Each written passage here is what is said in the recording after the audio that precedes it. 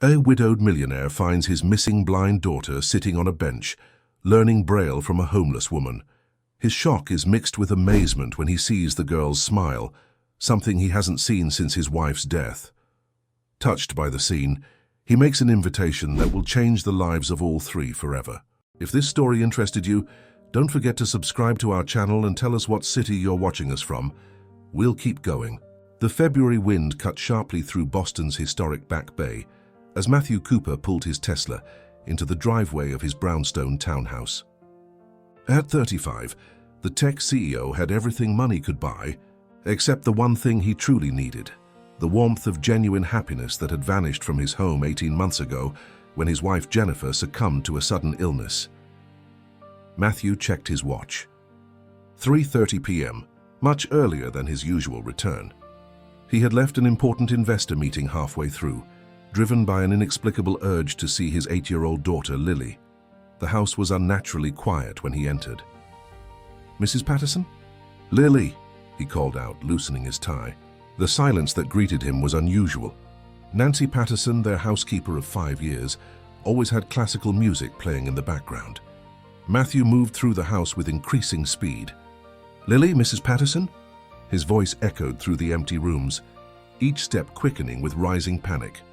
He found Mrs. Patterson in the kitchen, phone pressed to her ear, her normally composed face contorted with worry. "Oh, Mr. Cooper, thank God you're home," she exclaimed. "I've been trying to reach you. Lily is gone." "What do you mean gone?" Matthew's voice dropped to a dangerous whisper. "I went to check on her after her study session, and she wasn't in her room," Mrs. Patterson explained, hands trembling. "I've looked everywhere in the house. I was just about to call the police." The blood drained from Matthew's face. "How long?" 20 minutes, maybe 30. "I thought she might be playing hide and seek, but..." Matthew didn't wait for her to finish. He was already dialing his security team, mentally cataloging every person who might want to hurt him through his daughter. In the tech world, he had made powerful enemies. Within minutes, 4 of his company's security personnel arrived. Matthew divided them into search parties, assigning each a section of the neighborhood. His head of security, Jack, stayed with him as they began canvassing the area surrounding Commonwealth Avenue. "Did anything unusual happen today?" Matthew asked Mrs. Patterson as they walked briskly, scanning every corner, alley, and bench. "Nothing, sir," she replied, struggling to keep pace. "Lily was quiet during lunch, but that's not unusual lately. She's been so withdrawn since..." She stopped herself. "Since Jennifer passed away," Matthew completed silently. He knew his daughter was suffering just as much as he was, perhaps more. Born with congenital blindness, Lily had always relied heavily on her mother, who had dedicated herself to ensuring her daughter's world was rich with sound, touch, and scent to compensate for what she couldn't see. As they approached Boston Public Garden, Matthew's phone rang. It was Ethan, one of the security team members. "Sir, I think we found her. Northeast corner of the public garden near the duck pond." Matthew broke into a run, his heart pounding against his ribs. 45 minutes of terror had aged him years. As he approached the location, he slowed, catching his breath. What he saw made him stop in his tracks. Lily sat on a park bench, her small fingers moving delicately across a page covered with raised dots. Beside her sat a woman Matthew had never seen before. She was clearly homeless, her clothes worn but clean, her possessions in a weathered backpack at her feet. Yet there was an unmistakable dignity in her posture. She was guiding Lily's fingers, speaking softly with perfect diction. "That's it, sweetheart. BRIDGE, bridge. Feel how the pattern changes with each letter." Lily nodded eagerly, a smile spreading across her face, a genuine smile that Matthew hadn't seen in months. She repeated the pattern with her fingers, spelling out the word with growing confidence. Matthew approached cautiously, relief mingling with confusion. The security team stood at a respectful distance, uncertain how to proceed. "Lily," he called gently. His daughter's head turned toward his voice. "Daddy, you're home early." "Miss Sarah is teaching me Braille. I can read with my fingers." The woman, Sarah, startled slightly, her body tensing as if preparing for accusations or worse. Up close, Matthew could see that beneath the circumstances of her current situation, she was probably in her mid-30s with intelligent eyes and the kind of poise that couldn't be easily broken. "Mr. Cooper, "I presume," she said, her voice cultured and clear, "I apologize if I've caused any concern. Lily told me she lived nearby, and I should have insisted on taking her home, but we became so engrossed in our lesson." "How do you know my daughter?" Matthew asked, his tone guarded despite his amazement at Lily's transformation. Sarah hesitated, tucking a strand of auburn hair behind her ear. "We met by chance. I was reading a Braille book I keep with me, and Lily recognized the dots by touch. She was curious, so I offered to show her how it works." "Miss Sarah used to be a teacher and a principal," Lily chimed in excitedly. "She knows everything about Braille. Can she come back tomorrow, please?" Matthew studied the woman more carefully. Despite her circumstances, her nails were clean, her hair neatly combed, and when she spoke, it was with the confidence of someone who had once commanded respect. "I was a teacher and administrator for 15 years, Sarah explained, reading his assessment. "I specialized in education for visually impaired children." She began gathering her things. "I should be going. I'm glad Lily is safely returned to you." "Wait," Matthew found himself saying, surprising even himself. "Let's talk for a moment." He sent the security team back with Mrs. Patterson, promising to follow shortly with Lily. When they were alone, he sat down on the bench. "What happened to you?" he asked directly. "How does someone go from school principal to—" He gestured vaguely, not wanting to say it in front of Lily. Sarah's expression hardened slightly. "Life can change quickly, Mr. Cooper. My ex-husband is a prominent businessman in this city. When our marriage ended, he used his influence to destroy my career and reputation. False accusations, manufactured evidence, character assassination." She smiled bitterly. "The court of public opinion doesn't require proof beyond reasonable doubt." Matthew knew how that game was played. In business, he'd seen competitors systematically dismantled through similar tactics.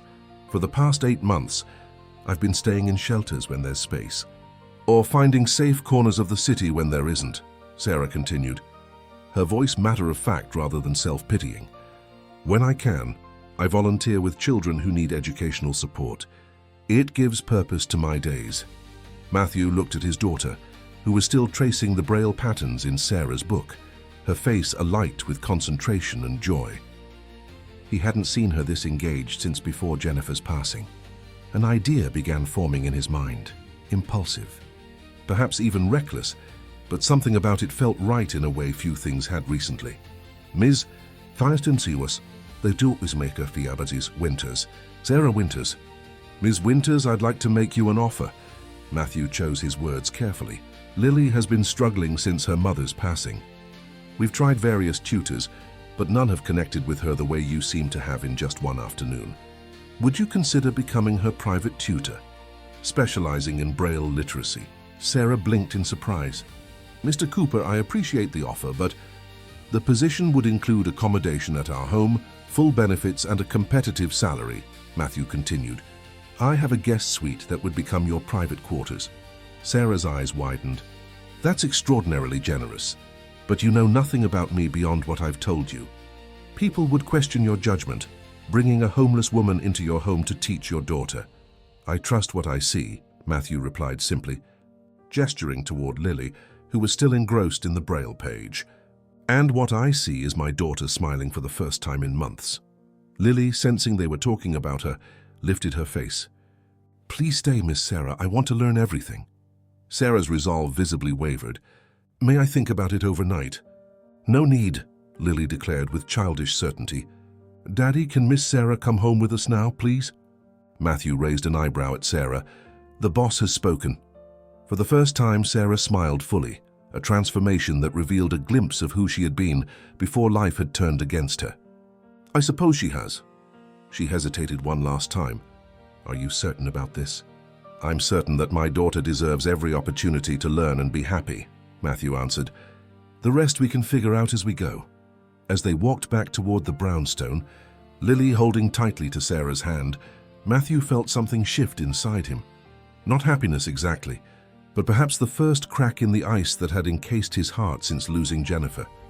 He didn't know what would come of this impulsive decision, but watching his daughter's animated gestures as she asked Sarah question after question about Braille, he knew he'd made the right choice.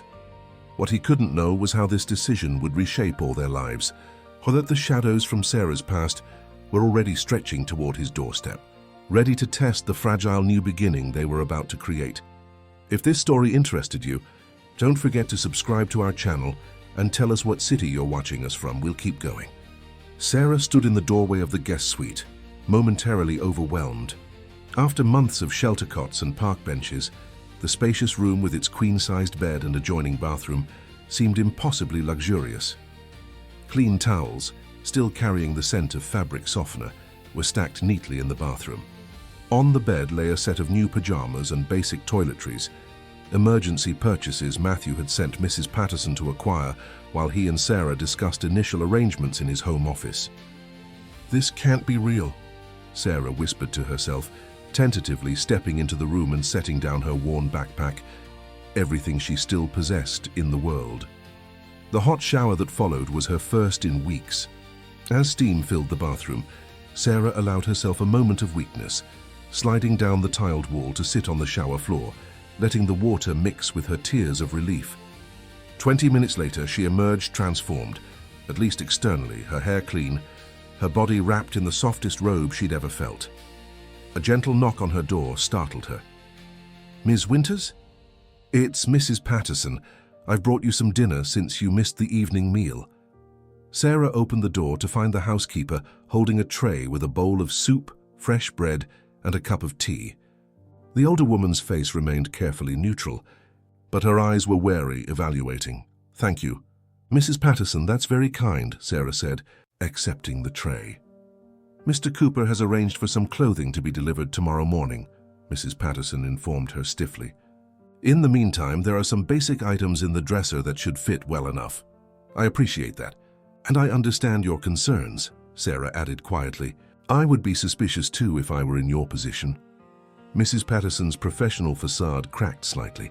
"I've been with this family through their hardest times, Ms. Winters. I've watched Mr. Cooper retreat into his work and Lily withdraw into silence. Whatever your story is, whatever brought you here," she paused, choosing her words carefully, "just don't give them hope only to disappear when something better comes along."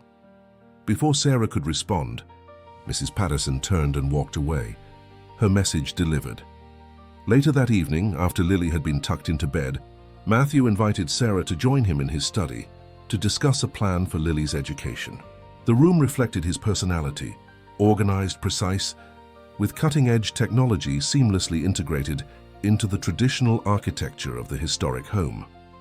"I've done some preliminary research on Braille education," Matthew said, gesturing to his tablet where several websites and articles were open.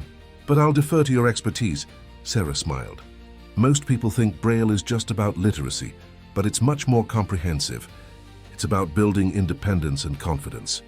She accepted the tablet and began making notes. "We'll need proper materials. A Braille writer, a slate and stylus, textured books, and embossed labeling materials." "Cost is no object," Matthew assured her. "Whatever Lily needs." They worked late into the night, developing a structured yet flexible curriculum that balanced Braille literacy with sensory rest periods, high-quality audio learning, and activities to strengthen Lily's spatial awareness, mobility, and autonomy. "The goal isn't just to teach her to read," Sarah explained passionately, "but to help her navigate her world with confidence. Every aspect of her education should reinforce that blindness doesn't define her capabilities." Matthew watched Sarah as she spoke, noting how animation returned to her face when discussing education. Whatever had happened to her, her passion for teaching remained intact. "You're very good at this," he observed. Sarah paused, a shadow crossing her features. "I used to be. I hope I still am." The following morning, Sarah awoke early, momentarily disoriented by the comfort of a real bed. Dressing in the borrowed clothes, she made her way downstairs, following the aroma of coffee to the kitchen. Mrs. Patterson was already there, preparing breakfast. "Good morning," Sarah offered tentatively. Mrs. Patterson nodded curtly. "Mr. Cooper leaves for work at 7:30. Lily usually has breakfast at 8. Will you be joining her, or would you prefer to eat now?" "I'll wait and eat with Lily if that's all right. I thought we could start getting to know each other's routines." The morning unfolded with surprising smoothness. Lily was delighted to find Sarah at the breakfast table, and they spent the day establishing rapport and assessing Lily's current knowledge base. By afternoon, a delivery arrived with the specialized materials Sarah had requested, and they began their first official lesson in the sunroom that Matthew had designated as their classroom space. Today we're going to learn the first 10 letters of the alphabet in Braille, Sarah explained, guiding Lily's fingers to the raised dots on a specially designed learning board. Each letter has its own pattern of dots within a cell that's made up of 6 possible positions. Lily's face lit up with concentration as she traced the patterns, repeating them back to Sarah with growing confidence. This one is A, just 1 dot in the top left. And this is B, 2 dots top left and middle left. By the end of the afternoon, Lily had mastered the first 10 letters and was eagerly asking to continue. Sarah gently insisted on a break, explaining the importance of preventing tactile fatigue. Your fingers need rest too, just like your brain needs sleep to process what you've learned. For 3 days, they settled into a productive routine. Matthew would check in each evening, marveling at Lily's progress and the subtle changes in his daughter's demeanor. She was laughing again, eager to show off her new skills, asking questions about the world around her. On the 4th day, Sarah found an unmarked envelope that had been slipped under the front door while everyone was at breakfast. Inside were torn pages from what appeared to be court documents, fragments of accusations about professional misconduct, with Sarah's name highlighted throughout. No note accompanied the pages, but the message was clear.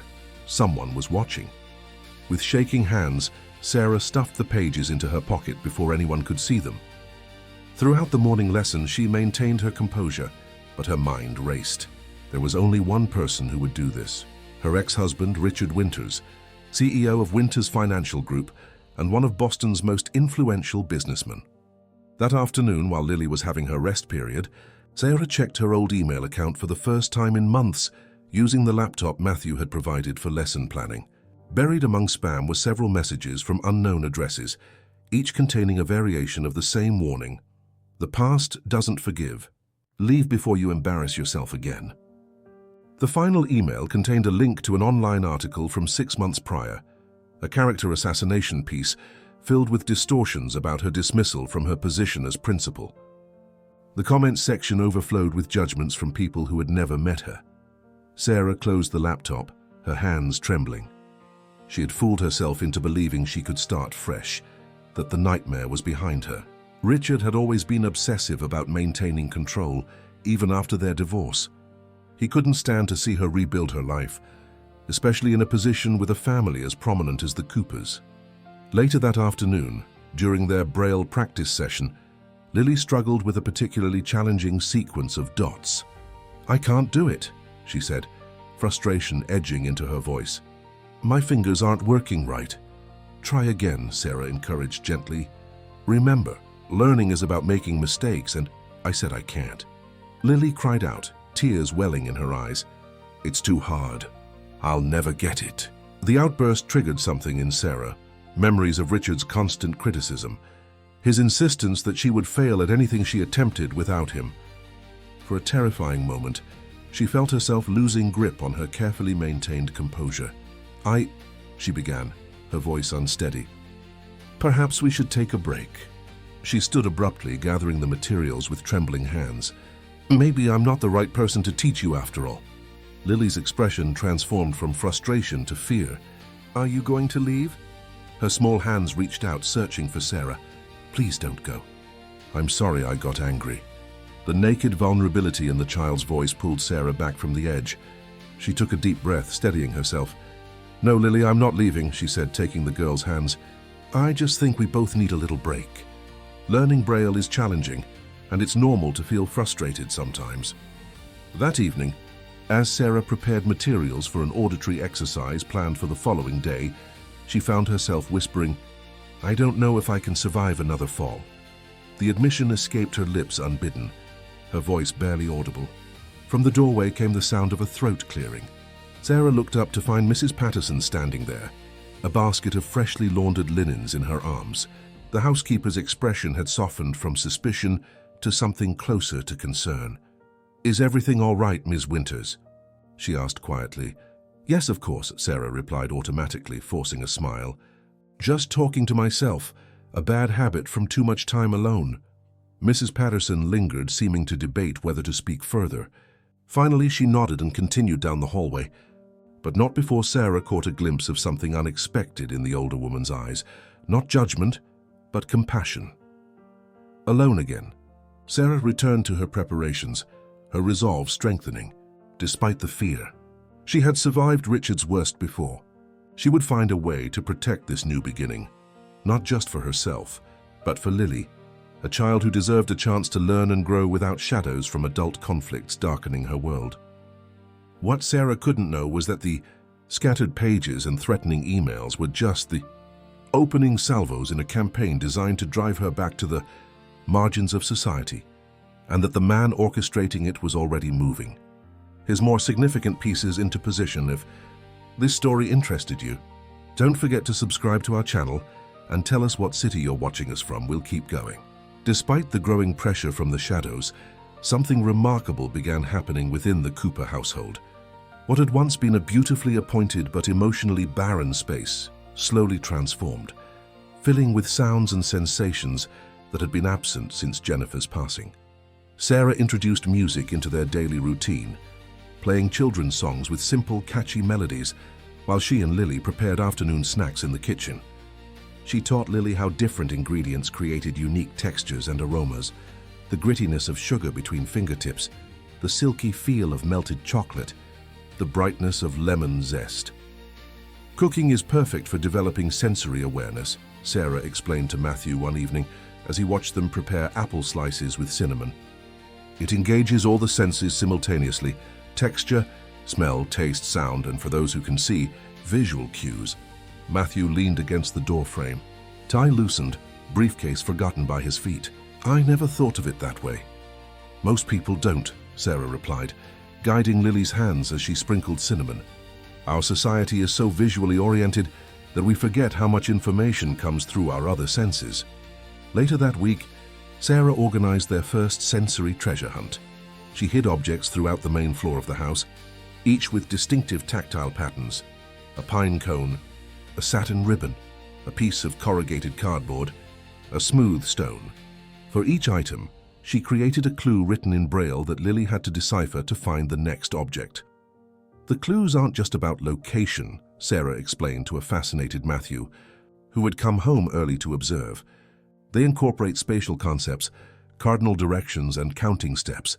It's mathematics, literacy, and mobility training disguised as play. Lily moved through the house with growing confidence, her hands extended not with uncertainty but with purpose, counting steps aloud, turning precisely at landmarks she had memorized. When she successfully found the final treasure, a small music box with a ballerina that spun to Swan Lake, her triumphant smile lit up the room. "Did you see that, Daddy? I did it all by myself." Matthew's throat tightened with emotion. "I saw, sweetheart. You were amazing." In the evening, Sarah introduced a new bedtime ritual. Instead of simply reading stories, she transformed them into immersive experiences. Each character received a distinct voice, and Sarah incorporated sound effects and tactile props that corresponded to elements in the story. A silk scarf became the wind, a spray bottle provided the sensation of mist, and a small fan created the feeling of a breeze. "Close your eyes," Sarah instructed Matthew one night when he joined them for story time. "Experience the story the way Lily does." Matthew complied, surprised by how much richer the narrative became when he wasn't relying on sight. The story, a simple tale about a lost duckling finding its way home, took on new dimensions through Sarah's storytelling. He found himself genuinely disappointed when it ended. "Again," Lily pleaded, echoing his unspoken desire. "Tomorrow night," Sarah promised, tucking the girl in. "Stories are sweeter when you have to wait for them." As Lily drifted to sleep, Matthew and Sarah retreated to the hallway.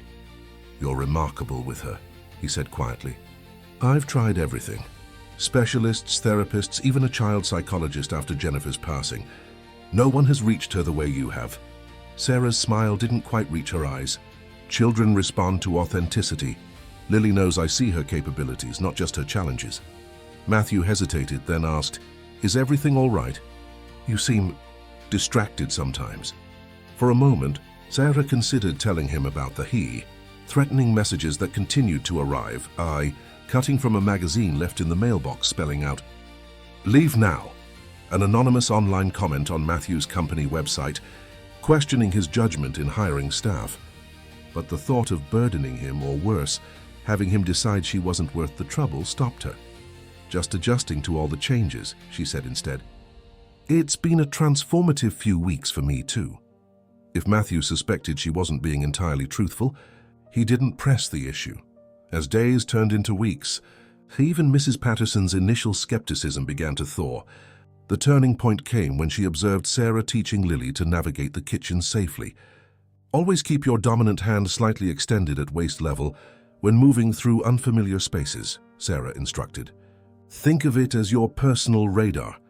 Mrs. Patterson watched as Lily practiced moving around the kitchen island, confidently identifying landmarks Sarah had created: a textured sticker on the corner of the counter, a small bell attached to the refrigerator handle. "My sister lost her sight to diabetes when she was 45, Mrs. Patterson said later, approaching Sarah while Lily was practicing Braille in the sunroom. She never adjusted, gave up her independence, became bitter. The housekeeper's usual stern expression softened. "What you're teaching, Lily, it's not just reading. It's how to live without fear." From that day forward, Mrs. Patterson became an unexpected ally. She began leaving tactile labels on doors, drawers, and containers throughout the house, each carefully inscribed with Braille symbols using a kit Sarah had ordered. She adjusted her cleaning schedule to accommodate Lily's lessons and even asked Sarah to teach her basic Braille so she could help reinforce Lily's learning. One afternoon, while preparing materials for a mathematics lesson using a tactile abacus, Sarah found herself humming, something she hadn't done since before her divorce. The realization startled her. Despite the threatening messages that still occasionally appeared, she had found moments of genuine happiness in this house. These peaceful interludes were interrupted 3 weeks into her stay when a more direct threat arrived. Sarah was returning from an afternoon walk with Lily when she noticed an envelope taped to the front door. Making sure Lily was occupied with practicing her cane technique on the front steps, Sarah quickly removed the envelope and slipped it into her pocket. Later, alone in her room, she opened it to find a single photograph, a picture of her and Lily in the public garden from just that morning, taken from a distance. On the back, written in handwriting she recognized all too well, "Children deserve better than damaged goods." Sarah's hands trembled so violently she had to sit on the edge of her bed. Richard had escalated from anonymous threats to surveillance. The implied threat to Lily sent ice through her veins. That night, Sarah lay awake for hours debating whether to leave before she brought danger to this family that had shown her such kindness. Around midnight, she rose quietly and began packing her few belongings, tears streaming silently down her face. She was folding her newly acquired clothes when a soft knock sounded at her door. Hastily wiping her eyes, she opened it to find Mrs. Patterson standing there in a robe, holding a cup of tea. "I saw your light on," the housekeeper said simply. "Thought you might need this." Sarah accepted the cup, trying to hide the half-packed bag on her bed, but Mrs. Patterson's sharp eyes missed nothing. "So you're running away," she observed, her tone neutral rather than accusatory. "It's complicated," Sarah replied, her voice barely above a whisper. Mrs. Patterson stepped into the room uninvited, closing the door behind her. "Things usually are," she gestured to the bed. "May I?" When Sarah nodded, the older woman sat down beside the packed bag. "When Mr. Cooper brought you home that day, I thought he'd lost his mind," she admitted. "I was sure you'd steal the silver or hurt that child somehow." Sarah flinched but remained silent. "I was wrong," Mrs. Patterson continued. "Dead wrong. Whatever you're running from, Ms. Winters, it can't be worse than what that child has already lost. And if you leave now, you'll be taking away the first real happiness she's found since her mother left this world." "You don't understand," Sarah whispered. "I could be putting her in danger by staying." "Is that what those notes have been saying? The ones you've been hiding?" Sarah's head snapped up in surprise. "I've been a housekeeper for 30 years, Ms. Winters. Not much happens in my domain without my noticing." Mrs. Patterson's expression softened. "If you're in trouble, running won't solve it. And there are people here who would help if you'd only ask." After Mrs. Patterson left, Sarah sat for a long time, the tea growing cold in her hands, the bag still half-packed on her bed. Eventually, she unpacked her things and returned them to the dresser. Her decision made. Running had never solved anything before. It wouldn't start now. The following morning, rather than dwelling on threats she couldn't control, Sarah channeled her energy into creating an even more enriching environment for Lily. She introduced a mathematics game using a tactile board with differently shaped pieces representing numerical values. She started a daily tradition of touch tours where Lily would explore a single object thoroughly, describing its properties in detail. From his home office doorway, Matthew observed one such session, watching as Sarah guided Lily's hands over a complex seashell, encouraging her to identify its spiral pattern, ridges, and varying textures. Now, can you tell me how this shell might have protected the creature that lived inside it? Sarah asked. The hard outside would keep it safe, Lily reasoned, and these pointy parts would make it difficult for predators to grab. Excellent observation. Protection often comes in many forms, doesn't it? As Matthew watched this simple yet profound exchange, something shifted within him. The defensive wall he'd built around his heart since Jennifer's passing began to crack further. In Sarah, he recognized not just an exceptional teacher for his daughter, but a woman of extraordinary resilience and compassion, qualities he had once thought lost to him forever. What neither Sarah nor Matthew could know was that the threats were about to escalate beyond anonymous notes and distant surveillance. Richard Winters was not a man accustomed to being ignored, and his patience with Sarah's defiance was running dangerously thin. If this story interested you, don't forget to subscribe to our channel and tell us what city you're watching us from. We'll keep going. One rainy Saturday afternoon, while searching for materials to create a tactile map of the solar system, Sarah discovered a dusty photo album tucked away on a high shelf in the library. The leather-bound book was clearly expensive, its cover embossed with the word family in elegant script. Curiosity overcoming her usual respect for privacy, Sarah carefully opened it. The first photograph showed a younger Matthew with a beautiful woman whose smile radiated warmth, Jennifer Cooper. They stood on a beach, arms wrapped around each other, both laughing into the camera. Subsequent pages chronicled their life together, their wedding, holidays, the day they brought newborn Lily home from the hospital. The final pages showed Jennifer holding a toddler Lily in her lap, reading a large print children's book together. That was taken 3 months before she got sick. Sarah startled at Matthew's voice. She hadn't heard him enter the library. "I'm sorry," she said quickly, closing the album. "I shouldn't have—" "It's all right," Matthew said, crossing the room to sit beside her on the window seat. He reopened the album, his fingers tracing the outline of his late wife's face. "I used to look at these every night. Then it became too painful, so I put them away. I thought I was protecting myself, but really I was just hiding." A silence fell between them, comfortable rather than awkward. Rain tapped gently against the windows, creating a cocoon of intimacy around them.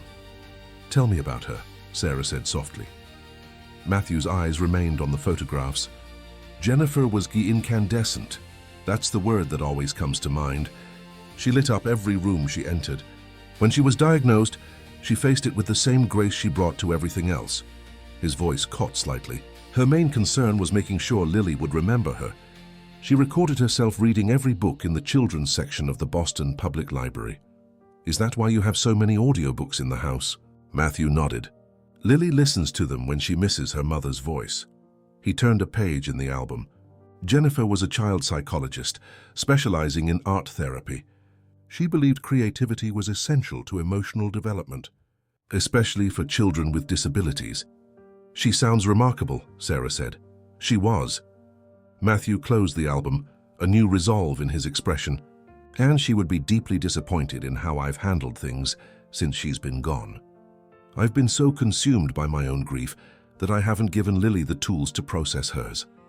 "Grief isn't linear," Sarah offered gently, "and children experience it differently than adults." Matthew looked at her with quiet intensity. "How do you do that?" "Do what?" "Find compassion even when life has given you every reason to be bitter." Sarah considered his question carefully. "I suppose because bitterness is a luxury I can't afford. It takes too much energy better spent on moving forward." Later that afternoon, Sarah brought the photo album to Lily during their quiet time together. They sat on Lily's bed, the album open between them. "I'd like to describe some pictures of your family to you," Sarah explained. "Would that be okay?" Lily's fingers tentatively touched the album's pages. "Pictures of Mommy? Yes, and you and your dad." For the next hour, Sarah carefully described each photograph in detail. Jennifer's hairstyle in different years, the patterns on her dresses, the way her eyes crinkled when she smiled. She described the settings, the colors, the small details that made each moment unique. "In this one, you're about 3 years old, sitting on your mother's lap on the porch swing. You're wearing matching yellow sundresses, and your mom has a daisy tucked behind her ear. You're both holding ice cream cones, and there's a smudge of chocolate on your nose that your mum is about to wipe away." Lily listened with rapt attention, occasionally asking questions or requesting that Sarah return to a particular description. From the doorway, unnoticed by either of them, Matthew watched, his heart constricting with a mixture of grief and gratitude. That evening, after Lily had gone to bed, Matthew found Sarah on the covered porch, listening to the rain. He joined her, offering a glass of wine, which she accepted with a small smile. "Thank you for today," he said after a while, "for sharing those memories with Lily. I should have done it long ago, but I didn't know how." "Sometimes we need an outside perspective," Sarah replied. "Someone who can see the forest when we're lost among the trees." They sat in companionable silence, sipping their wine and listening to the symphony of raindrops on the roof. When Sarah spoke again, her voice was barely audible above the rain. "I never thanked you properly," she said. "Not just for the job and the place to stay, but for trusting me with Lily. After everything that happened with my career, I'd begun to doubt myself, to believe the things people said about me." "What exactly did happen?" Matthew asked gently. "If you don't mind telling me." Sarah took a deep breath, her hands tightening around her wine glass. "I was the principal at Westridge Academy, one of Boston's top private schools for students with special needs. I'd worked my way up from teacher to administrator over 15 years. It was my life's work." She paused, gathering strength. "My ex-husband, Richard, sits on several influential boards in the city, including the school's foundation.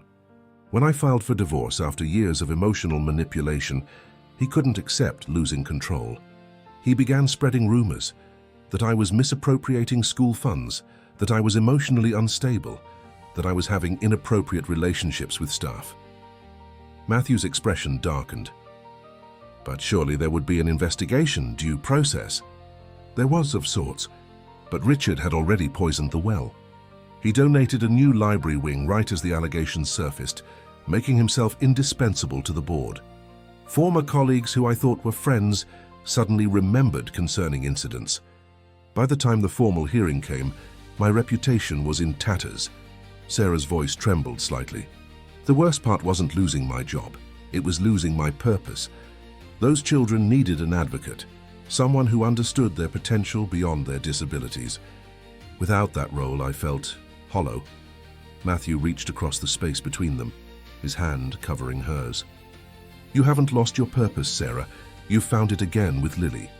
Tears welled in Sarah's eyes. "But for how long?" "The notes, the surveillance, he's not going to stop." "Richard can't stand to see me rebuild my life, especially not with someone like you." "What do you mean, someone like me?" "Successful, respected. In his mind, that validates me, proves he was wrong. And Richard can never be wrong." She withdrew her hand from his, wiping away tears. "I'm afraid he'll find a way to poison this too, the way he did everything else." Matthew's jaw tightened. "Let him try. I'm not some school board he can intimidate with donations. I've dealt with corporate sharks and hostile takeovers. One vindictive ex-husband doesn't scare me." Sarah gave him a sad smile. "You don't know Richard. He's patient, methodical. He'll wait for the perfect moment, then strike where it hurts most." "Then we'll be ready," Matthew said with quiet determination. He hesitated, then added, "I wasn't there for Jennifer at the end. I was in Tokyo, closing a deal I thought couldn't wait. By the time I got back," his voice broke, "I won't make that mistake again. Some things are worth fighting for." The intensity in his eyes made Sarah look away, her heart beating faster. The air between them seemed charged with unspoken possibilities. The moment was interrupted by Lily's voice calling from upstairs. "Daddy, Miss Sarah?"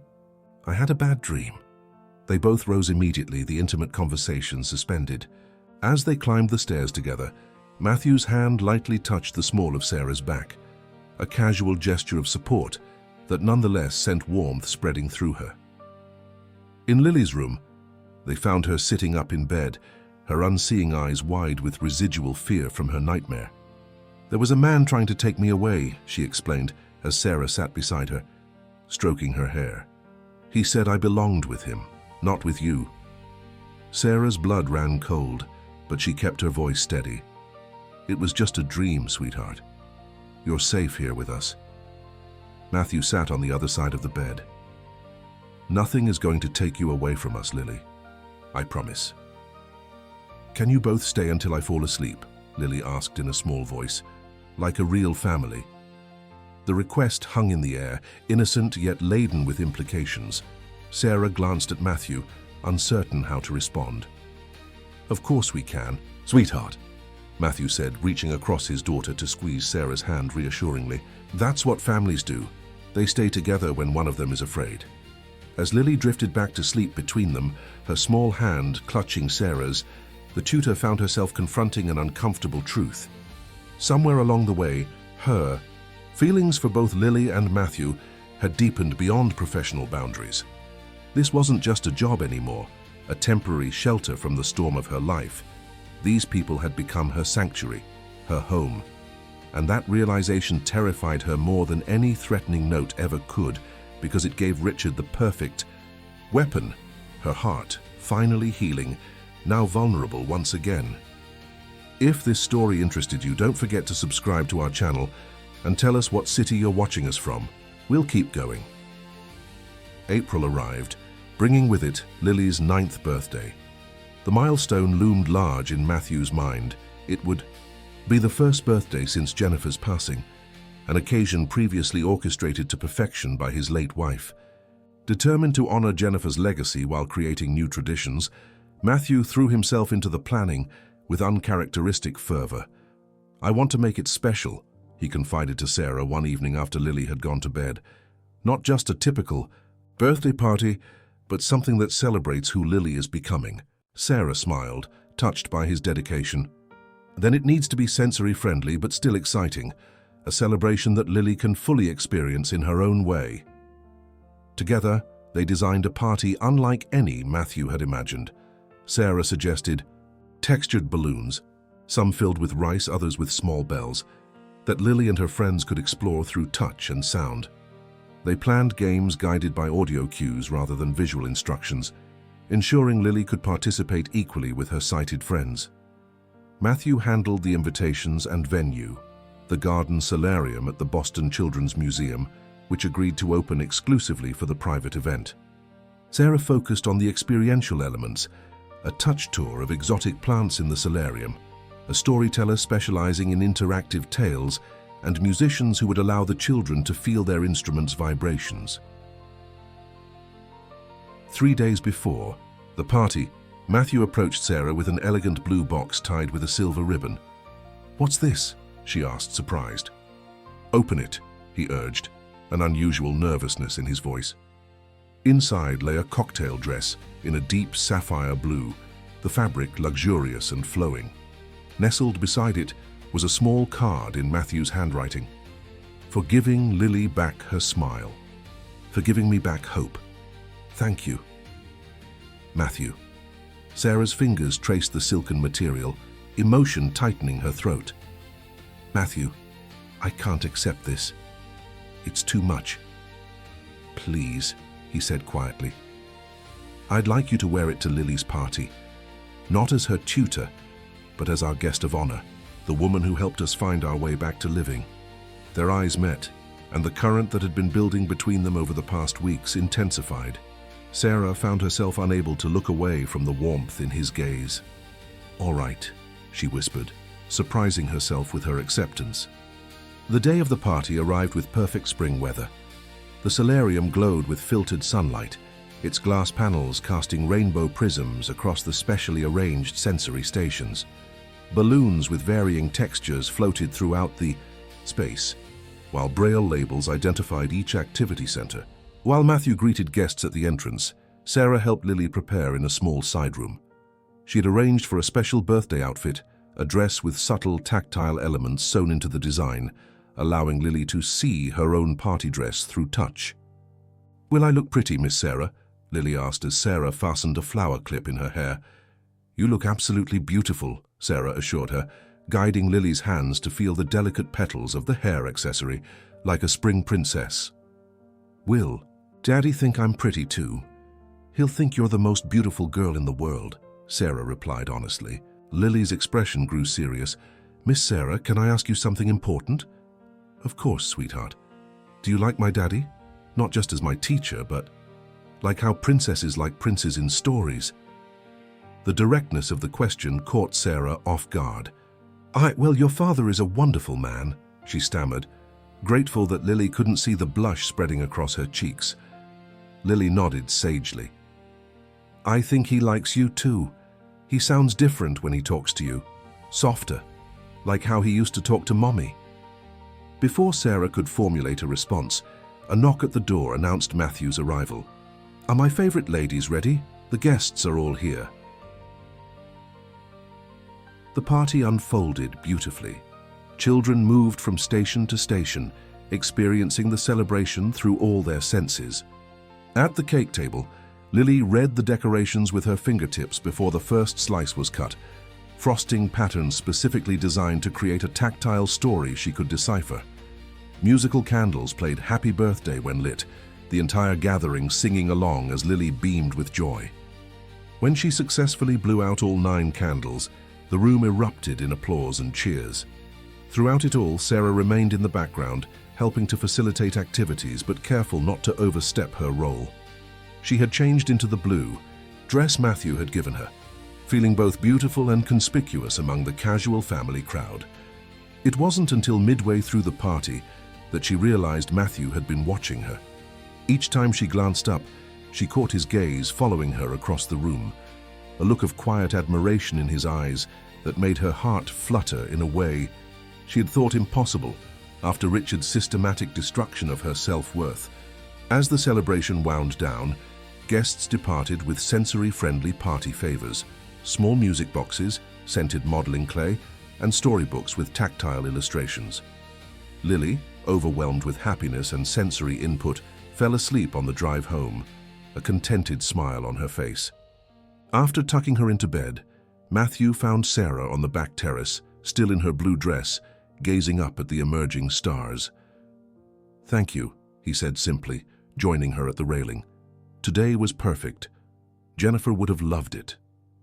Sarah turned to him, moonlight silvering her features.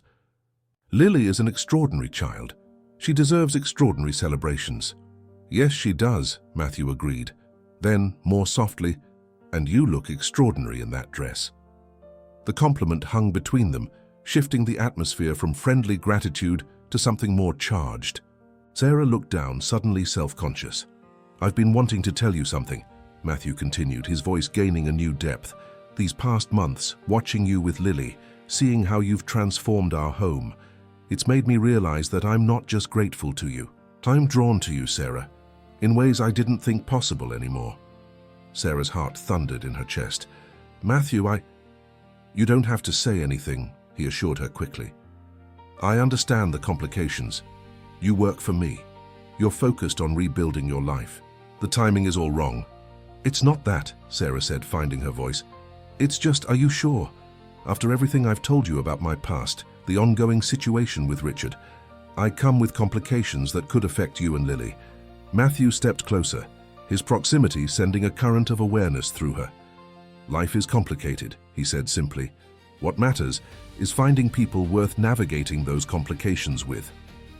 He reached out slowly, giving her time to pull away, and brushed a strand of hair from her face. "I've spent the past year and a half frozen in place, Sarah. You've reminded me what it feels like to look forward to tomorrow." The sincerity in his voice broke through Sarah's final defenses.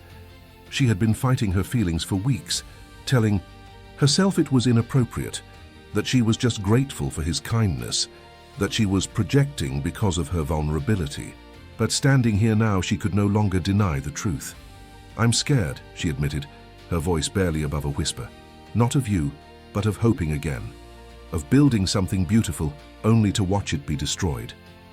"I can't promise that won't happen," Matthew said honestly. "But I can promise to stand beside you whatever comes, not as your employer but as your partner." The word partner resonated through Sarah like a bell tone. Partnership, something Richard had never offered in their entire marriage, where she had always been a possession rather than an equal. Moonlight bathed the terrace as Matthew slowly leaned forward, giving her every opportunity to step back.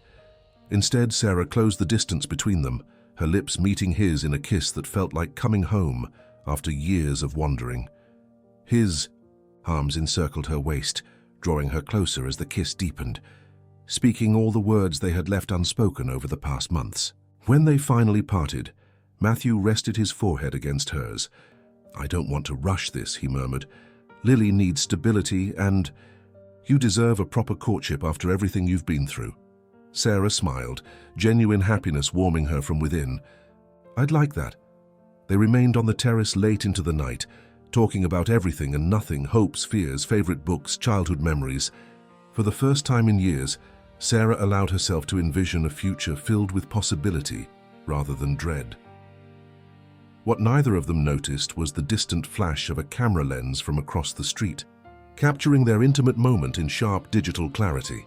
Nor could they hear the soft curse of the photographer as he sent the images to his employer with a single-line text: "Confirmation obtained."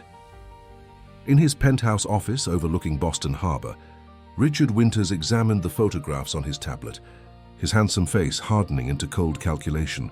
His ex-wife had defied expectations once again, somehow insinuating herself into the household of one of Boston's most eligible widowers.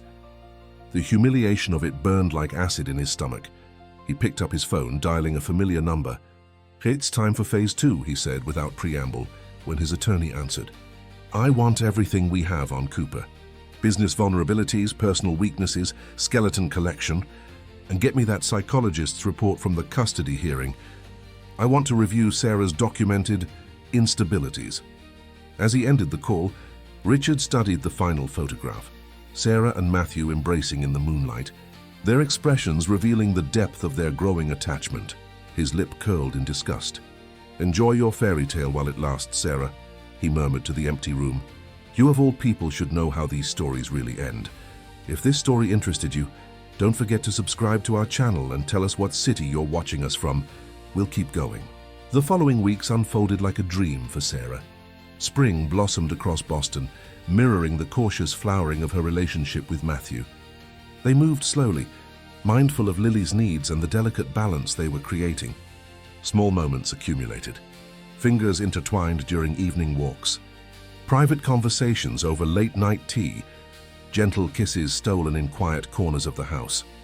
With Matthew's encouragement, Sarah began rebuilding her professional connections. She accepted an invitation to speak at a symposium on educational accessibility, her first public appearance since her dismissal.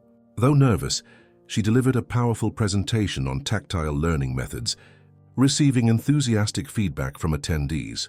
"You were magnificent," Matthew told her afterward, pride evident in his voice, as they celebrated over dinner at an intimate restaurant on Newbury Street. "Did you see how everyone was hanging on your every word?" Sarah laughed softly. "I was too busy trying not to faint from nervousness, but it felt good to be taken seriously again, to share what I know." The threatening messages had ceased in recent weeks, leading Sarah to hope that perhaps Richard had lost interest or found another target for his manipulations. She allowed herself to relax, to believe that the shadow he had cast over her life might finally be receding. On a perfect May afternoon, Matthew surprised Sarah with an invitation. "I'd like to take you somewhere special this weekend," he said casually as they worked side by side in the garden, planting sensory plants for Lily, lavender for fragrance, lamb's ear for texture. "Oh? Where are we going?" Sarah asked, brushing soil from her hands. Matthew's eyes twinkled mysteriously. "It's a surprise. Just wear something nice. We'll be outdoors, but it's a bit formal." Saturday arrived with ideal weather, sunny and mild with a gentle breeze. Matthew was uncharacteristically nervous as he helped Lily select an outfit for her sleepover at her friend Emma's house. "Are you going to ask Miss Sarah to marry you?" Lily asked bluntly as Matthew fumbled with her shoelaces. He froze, then laughed softly. What makes you think that? Lily's unseeing eyes seemed to look right through him. You have the same box in your pocket that Uncle James had when he proposed to Aunt Lisa. It makes a special sound when you walk. Matthew shook his head in amazement. Your hearing is remarkable, sweetheart. So are you. Going to ask her? Matthew lowered his voice to a conspiratorial whisper. I am, but it's our secret for now, okay? Lily beamed, throwing her arms around his neck. She'll say yes. She loves us. After dropping Lily off, Matthew returned home to find Sarah waiting in a simple sundress, her hair loose around her shoulders. The sight of her, relaxed, happy, beautiful in the afternoon light, strengthened his resolve. Ready for our adventure? He asked, offering his arm. Their destination was the Charles River, where Matthew had arranged for a private gondola tour, a romantic Boston tradition he'd never experienced until now. As their gondolier pushed away from the dock, Sarah gasped in delight. I've always wanted to do this, she admitted, trailing her fingers in the cool water. It seems so old-world and romantic. That was the idea, Matthew replied, his hand closing over the small velvet box in his pocket. The gondola glided smoothly past iconic Boston landmarks, their reflection shimmering in the water below. Matthew had planned to wait until they reached the most scenic point near the esplanade, before proposing, but watching Sarah's face illuminate with joy as she pointed out architectural details and flowering trees along the shoreline, he found himself falling even deeper in love with her curious, appreciative spirit. As they approached the Longfellow Bridge, Matthew shifted slightly to face Sarah more directly. These past months have been transformative, he began, his voice soft but steady. When I found you with Lily in the park that day, I was just looking for a tutor. I never expected to find my way back to happiness. Sarah's eyes softened. Matthew, please, he said gently, let me finish while I have the courage. He took her hands in his. You've brought light back into our home, Sarah. Not just for Lily, but for me too. You've taught us both how to navigate the world in new ways, to find beauty in unexpected places. The gondola drifted into a quiet cove, sheltered by weeping willows. Matthew began to reach for the ring box when a familiar voice called from the shore. Well, isn't this touching? The disgraced principal and the grieving widower. Sarah froze, her face draining of color. Standing on the riverbank path, impeccably dressed in a tailored suit despite the casual weekend setting, was Richard Winters. The gondolier looked confused but continued rowing, bringing them closer to shore. Matthew's jaw tightened as he recognized the man from news photographs, distinguished, silver-haired with a smile that never reached his cold eyes. Richard, Sarah whispered, her voice suddenly small. What are you doing here? I was enjoying a riverside stroll when I happened to notice a touching romantic scene, Richard replied, his cultured voice carrying easily across the water. I thought I should introduce myself to the man who's been harboring my ex-wife. Professional courtesy, you might say. The gondola reached the small dock near the path. Matthew stepped out first, then helped Sarah, positioning himself slightly in front of her in an instinctively protective stance. Matthew Cooper, he said coolly, offering his hand. Though it seems you already know who I am. Richard ignored the outstretched hand. Indeed, your tech company has been making quite a splash. Very impressive for someone who started with so little. His tone made the accomplishment sound like a character flaw, though I must say your choice in staff is questionable. Matthew felt Sarah tense beside him. I disagree. Hiring Sarah was the best decision I've made in years. Richard's smile sharpened. Is that what you're calling it? Hiring? Seems rather more intimate from where I stand. He turned his attention to Sarah. Always landing on your feet, aren't you, Sarah? From school principal to homeless charity case to the live-in tutor of a wealthy widower. Quite the trajectory. That's enough, Matthew said firmly. Whatever grievance you think you have with Sarah, this isn't the place. On the contrary, Richard replied smoothly. This is exactly the place. Public yet intimate, just like your relationship. He moved closer, his expensive cologne wafting between them. Has she told you everything, Cooper? About her manipulative tendencies, the psychological evaluation during our divorce that diagnosed her with borderline features, the real reason no school in Boston would touch her resume. Sarah stepped forward, finding her voice despite her trembling hands. Stop it, Richard. Those were all lies you fabricated and you know it. Richard's expression was one of mock sympathy. Still in denial, I see. He turned back to Matthew. She's quite convincing, isn't she? I fell for it too once upon a time. But you should know what you're getting into, especially with a vulnerable child involved. Matthew's patience snapped. I know exactly what I'm getting into. Sarah has been nothing but honest about your campaign against her. Now I suggest you leave before I call the authorities and report you for harassment. Richard seemed unperturbed by the threat. Before I go, there's one more thing your honest Sarah may have forgotten to mention. He paused for maximum effect, his eyes cold with calculation. Did she tell you she can never give you children of your own? A rather significant detail for a man still in his prime, wouldn't you agree? Sarah gasped, the cruel revelation of her private medical information striking like a physical blow. Tears sprang to her eyes as shame and humiliation washed over her. You bastard, Matthew growled, stepping toward Richard with fists clenched. Richard merely smiled, having achieved his desired effect, just looking out for a fellow businessman. Due diligence, as they say. He straightened his already immaculate tie. I'll see myself out. Do think carefully about your choices, Cooper. Some damaged goods aren't worth the repair costs. As Richard walked away, Sarah sank onto a nearby bench, her face in her hands. I'm so sorry, she whispered. I never wanted you to find out like this. Matthew sat beside her, gently pulling her hands away from her face. Sarah, look at me. When she finally met his eyes, the compassion she found there nearly undid her. Nothing that man said changes how I feel about you, Matthew said firmly. Nothing. But he's right about one thing, Sarah said, her voice breaking. I can't have children. There were complications after a miscarriage during my marriage to Richard. I should have told you. Why didn't you? Sarah looked away.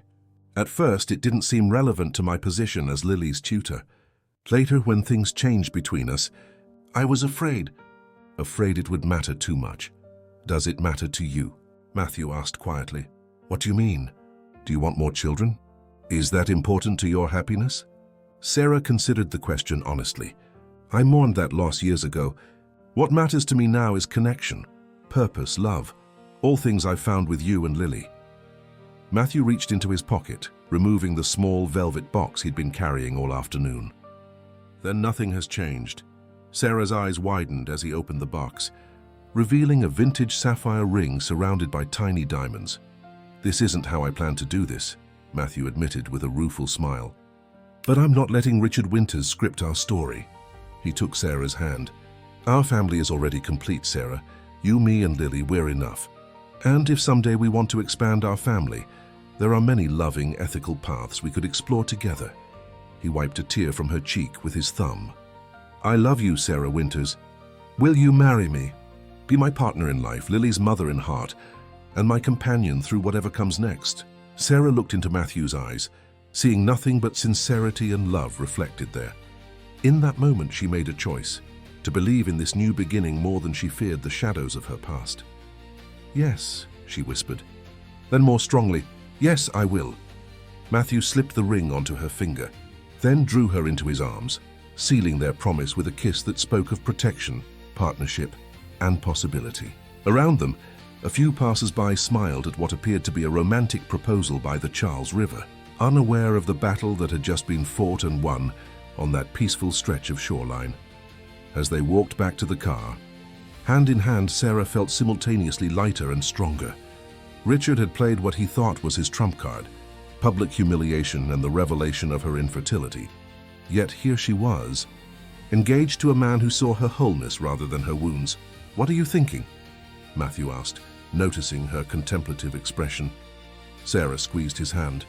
That sometimes healing doesn't come from avoiding pain, but from finding people who help you bear it. Matthew brought her hand to his lips, kissing the ring he'd placed there. Let's go tell Lily. She's been my co-conspirator in this plan from the beginning. Sarah laughed, picturing Lily's excited reaction.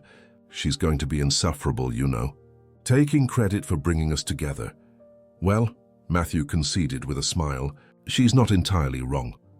As they drove toward Emma's house to share their news with Lily, neither of them noticed the sleek black car that pulled away from the curb behind them. Its driver reporting back to Richard Winters that his ambush had failed to achieve its intended purpose. The battle, it seemed, was far from over. If this story interested you, Don't forget to subscribe to our channel and tell us what city you're watching us from. We'll keep going. Miss Sarah is going to be my mom forever? Lily's face illuminated with joy when Matthew and Sarah shared their news, her small hands reaching out to touch Sarah's face as if to confirm the reality of this development. If that's okay with you, Sarah replied, her voice tender with emotion. Lily's response was immediate and emphatic. It's more than okay. It's the best thing ever. She threw her arms around Sarah's neck, nearly knocking her over with the force of her embrace. I knew it would happen. I told Daddy you belonged with us. Over Lily's shoulder, Sarah met Matthew's gaze, his eyes reflecting the same wonder she felt at this child's capacity for love, despite all she had experienced. The news spread quickly through their small circle. Mrs. Patterson received the announcement with uncharacteristic emotion, her usual stoicism cracking to reveal genuine happiness. About time, she said gruffly, though her eyes shone with unshed tears. This house needs a proper family again. In the weeks that followed, they began planning a simple but meaningful ceremony. Sarah was adamant that every aspect should be accessible and inclusive for Lily. I want her to experience this fully, she explained to Matthew as they discussed options, not just be present for it. Together, they designed invitations with both traditional print and Braille, selected a venue with tactile pathways for navigation, and chose music that Lily had helped select, pieces with emotional resonance that told their story through sound rather than just visual pageantry. Sarah found unexpected joy in these preparations, healing old wounds as she created new traditions. Unlike her first wedding, which had been orchestrated entirely to Richard's specifications, with little regard for her preferences, this planning process was a true partnership. Matthew listened to her ideas, offered his own, and together they found beautiful compromises that honored both their visions. One evening, as they finalized the ceremony details at the kitchen table, Matthew noticed Sarah becoming quiet, a familiar crease appearing between her eyebrows that signaled worry. "What is it?" he asked gently. Sarah hesitated before responding. "It's been too quiet. Richard made that scene by the river, and then nothing. No more notes, no public attacks, no legal maneuvers." Matthew set down his pen. "Maybe he's finally accepted defeat." "You don't know him like I do," Sarah replied, shaking her head. "Richard doesn't accept defeat. He regroups and plans a more devastating counterattack. This silence feels like the calm before a storm." Despite Sarah's concerns, the weeks continued to pass peacefully. Summer arrived in Boston, bringing warm days and golden evenings. They decided to hold the ceremony in the Boston Public Garden, the very place where their story had begun when Matthew found Sarah teaching Lily Braille on that fateful February afternoon, 2 days before the wedding. Sarah was helping Lily practice walking down the aisle when Mrs. Patterson appeared at the doorway of the sunroom, her expression troubled. "Ms. Winters, there's someone at the door for you." "A courier with a legal document requiring signature." Sarah's stomach knotted with dread. She squeezed Lily's hand reassuringly before following Mrs. Patterson to the foyer, where a young man in a courier's uniform waited with a thick envelope. "Sarah Winters," he confirmed, extending an electronic signature pad. With trembling fingers, Sarah signed and accepted the envelope. She waited until the courier departed before opening it, her worst fears confirmed as she scanned the contents. "What is it?" Matthew asked, appearing beside her, alerted by Mrs. Patterson. "Richard is filing for an emergency injunction," Sarah said, her voice hollow. "He's claiming I'm psychologically unfit to be around children, and that my presence in Lily's life constitutes an endangerment. He's scheduled a hearing for tomorrow morning, the day before our wedding." Matthew took the papers, his expression darkening as he read. "This is absurd. He has no standing in our lives." "He doesn't need standing," Sarah explained, sinking onto the bench in the foyer. "He's not filing as my ex-husband. He's filing as a concerned citizen with expert knowledge of my alleged instability. He's included affidavits from former colleagues, the psychologist who evaluated me during our divorce, all people he's influenced or paid off." "We'll fight this," Matthew said firmly. "I'll call my attorney right now." As Matthew made the call, Sarah sat frozen, the familiar paralysis of dealing with Richard's manipulations washing over her. After everything they'd built, After all the healing and joy they'd created together, Richard was still able to reach into their lives and spread his poison. The next morning, Matthew and Sarah arrived at the courthouse, accompanied by Matthew's formidable legal team. Sarah had barely slept, dark circles beneath her eyes despite her efforts to appear composed. The hearing room was small but formal, with polished wood panels and the seal of the Commonwealth of Massachusetts displayed prominently. Richard was already seated at one table, impeccably dressed as always, a team of 3 attorneys flanking him.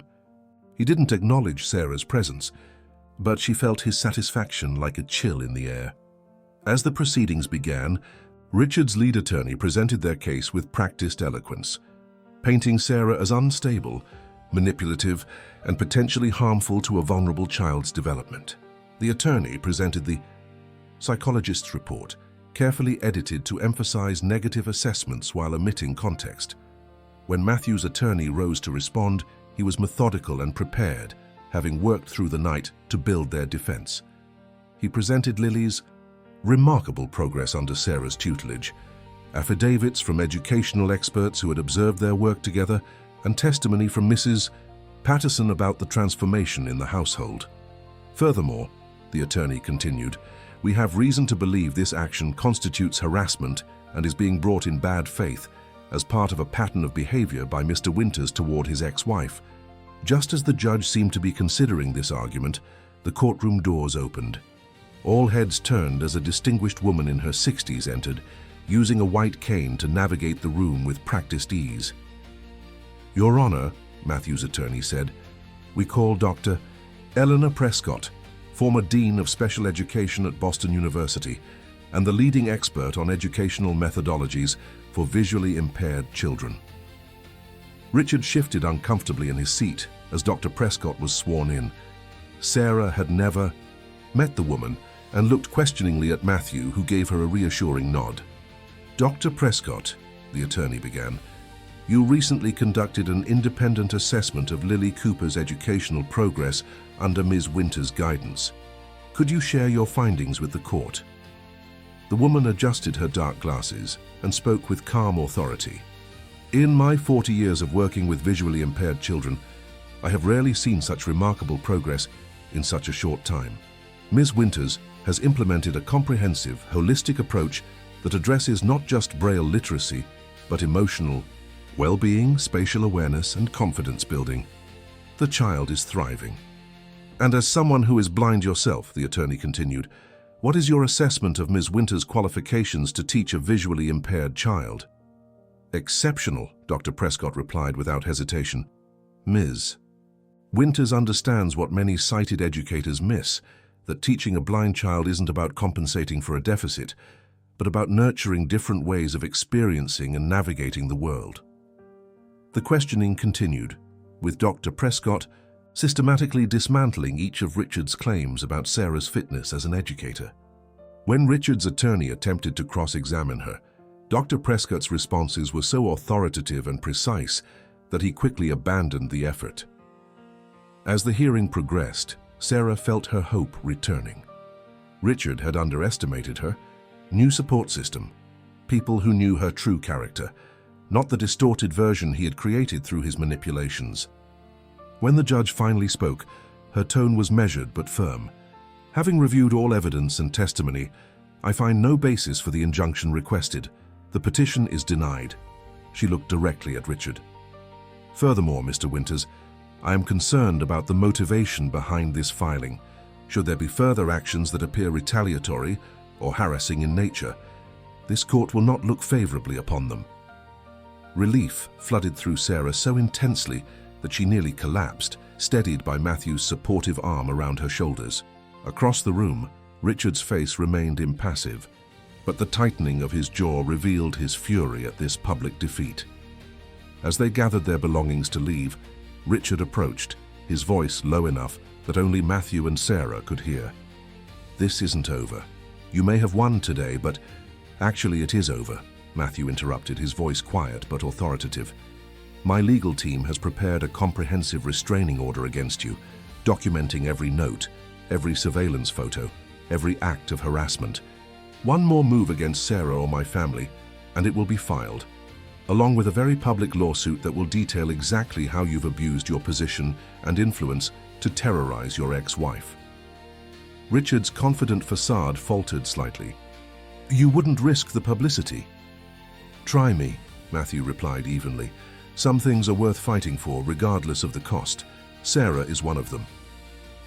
Before Richard could respond, Dr. Prescott approached them, her cane tapping lightly on the polished floor. Ms. Winters, it was an honor to speak on your behalf today. Your work with Lily Cooper represents the best practices in our field. Thank you, Dr. Prescott, Sarah replied sincerely. Your testimony made all the difference. Not my testimony, the older woman corrected with a smile. Or your work. Excellence speaks for itself. She turned in Richard's direction, though she couldn't see him, and bullies eventually lose their power when good people stand together. With those words hanging in the air, they left the courthouse. Richard standing alone as his attorneys packed up their unsuccessful case. The morning of the wedding dawned clear and perfect. In the Boston Public Garden, chairs had been arranged in a semicircle around a simple archway adorned with fragrant flowers. Tactile markers lined the pathways, and programs printed in both standard text and Braille waited on each seat. In a small tent set up for the bridal party, Sarah stood in a simple but elegant ivory dress, her hands trembling slightly as Mrs. Patterson helped adjust her veil. You look beautiful, the housekeeper said, her usual gruffness softened by the occasion. Like you belong in a fairy tale. A gentle knock sounded at the tent flap, followed by Lily's voice. Miss Sarah, can I come in? Sarah smiled. Of course, sweetheart. Lily entered, resplendent in a pale blue dress with subtle tactile embellishments that she could appreciate through touch. In her hands she carried a small velvet box. Daddy asked me to give you this, she said, extending the box. He said it's a tradition. Inside, Sarah found a delicate pearl bracelet with a small note. Something borrowed. This was Jennifer's. She would be happy it's being worn today by the woman who helped heal our family. All my love, Matthew. Tears welled in Sarah's eyes as Mrs. Patterson helped her fasten the bracelet. The gesture touched her deeply, not just Matthew's generosity, but his ability to honor Jennifer's memory while embracing their future together. Are you ready? Lily asked, her face alight with excitement. I get to lead you down the aisle. Daddy showed me exactly how many steps and where to turn and everything.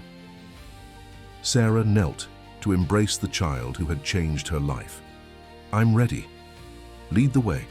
The ceremony was everything they had hoped for, intimate, accessible, and profoundly moving.